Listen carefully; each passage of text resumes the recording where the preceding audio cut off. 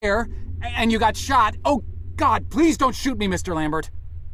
You gave me this. It's an chrono. It's a time machine. I gave you that? Yes! I've never seen anything like it, but on the back, that's my family's signet. I made this? It's simply magnificent. I gave this to you? Why? Who are you? Name's Joe, sir. I'm just a janitor at the Archon building. I found you in a room with a big, round door in the basement labs this morning, and you were dying. You said you'd come from 40 years in the future to stop the end of the world.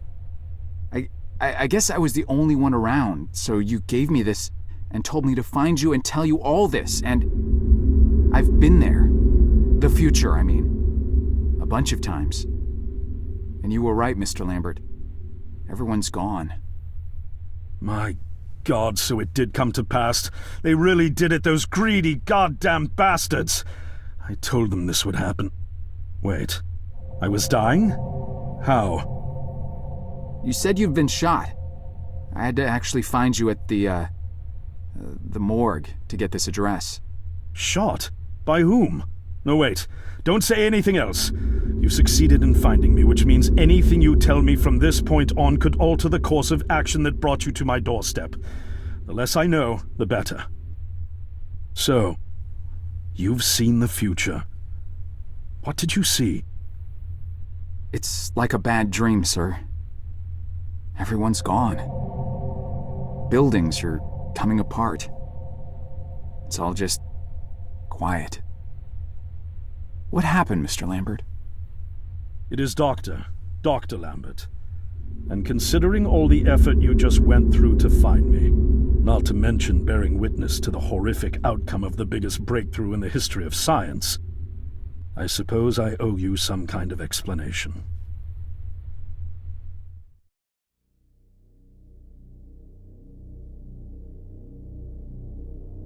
I was 24 when I got hired by Archon, or Athena as it was called back then. Athena was one of the many weapons R&D companies formed during the Second World War. Unlike other R&D companies that had retooled themselves to pursue peacetime activities after the war, Athena had made enough money to continue chasing the next big thing in defense technologies. They were betting the farm on post-war Soviet expansion, raising the level of government paranoia to create a lucrative market for esoteric weapons research. I'd say they made the right bet. Still a theoretical physicist at MIT, my thesis on the possibility of time travel via dimensional membranes got published shortly after I was hired in 1961. Company heads were so impressed, they gave me a team and a budget. Development exceeded even my own expectations, and after only 6 years, we had the first primitive version of the time machine up and running.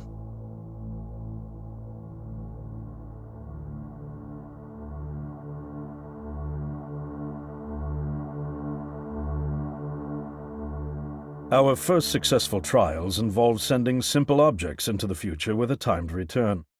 But with Archon running out of money, that was all the company bigwigs needed to secure a big fat contract with the Department of Defense.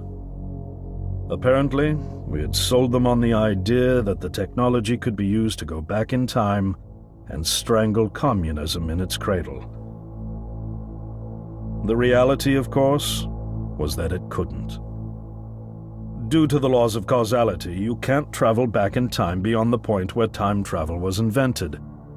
And sooner or later, we had to explain that to our benefactors. When they started pushing for progress reports, Archon management had to come clean, but instead chose to ease government concerns by claiming the technology could be used to bring back advanced weapons from the future. But this, too, was a lie.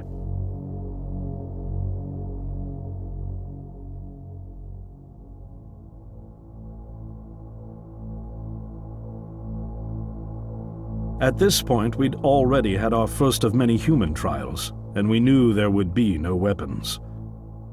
In fact, our results were as terrifying as they were baffling. Time pilots returned frenzied and confused, raving about empty streets and human remains. At first, we assumed the city had suffered a Soviet attack in the near future and had been evacuated as a result.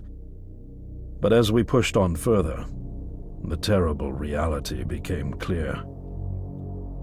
Time pilots started returning fatally ill, dying within a day or two from painful convulsions. Some never returned. We lost several pilots, machine prototypes, and other equipment. When the first contamination erupted in the lab, we were completely unprepared, losing 3 lab technicians to what we later identified as an incredibly aggressive airborne virus.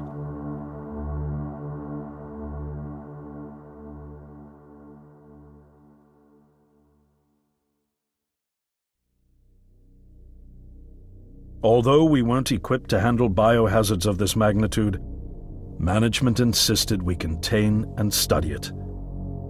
To keep our pilots and the virus alive long enough to study, we co-opted experimental cryotechnology from another project, Lazarus, and established a makeshift virus lab. Once again, the bigwigs managed to spin our setbacks into a success story for the Department of Defense, now claiming that the virus could be cultivated for use as a biological weapon. The team threatened to resign, but outrage was swiftly quenched by promises of massive salary increases and stock options. I didn't take the bribe. I'd witnessed the lethal efficiency of the virus firsthand. I knew there was only one way this was going to end, so I handed in my resignation and set up shop out here. For over a year, I've been working to recreate the technology to bring me back in time and prevent mankind's extinction from ever happening.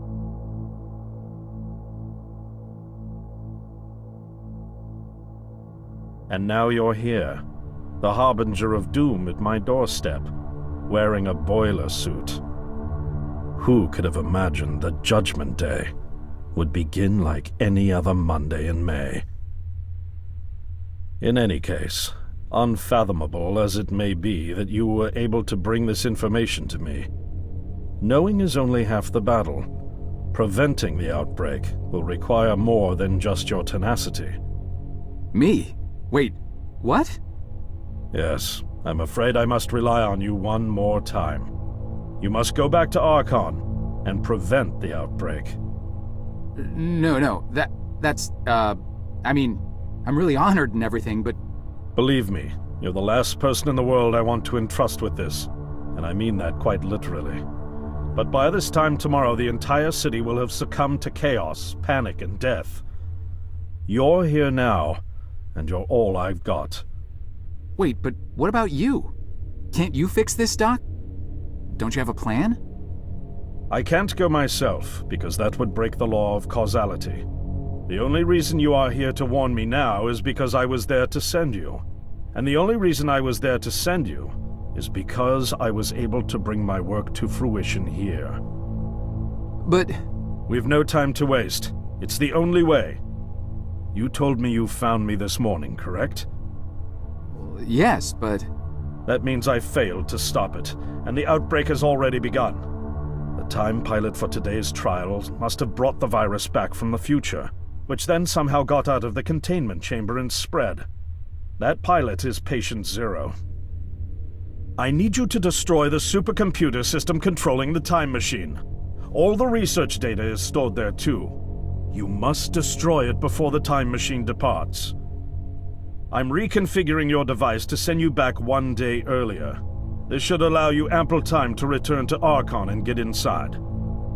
On the other shore from here, about 500 yards down the road, is a rest stop. You'll find a van there, fueled and ready to go. Oh, I already have a ride. Which won't be there yesterday, you ninny. Now stop interrupting me. One last thing, and I need you to listen carefully because this is very, very important. Make sure you do not Meet the earlier version of you. Why? What will happen? No one knows for sure. It's one of the conundrums not yet accounted for. There are theories, of course. None of them pleasant. Now, let's get you ready.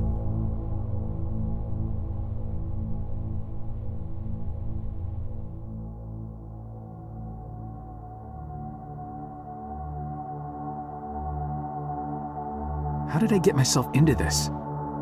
I nearly got killed trying to reach Dr. Lambert thinking he had a plan. And it turns out it's me. I'm the plan. At least I don't have to walk back. This van's not as cool as the ambulance, but it has its charm. And it sure was nice of him to pack me lunch. I wish he'd pack me a can opener for the beans, though. And some gas for the Bunsen burner. But I'm sure I'll think of something. I've got several hours of driving ahead of me after all. It'll be almost morning before I get to Archon. I just hope I have enough time.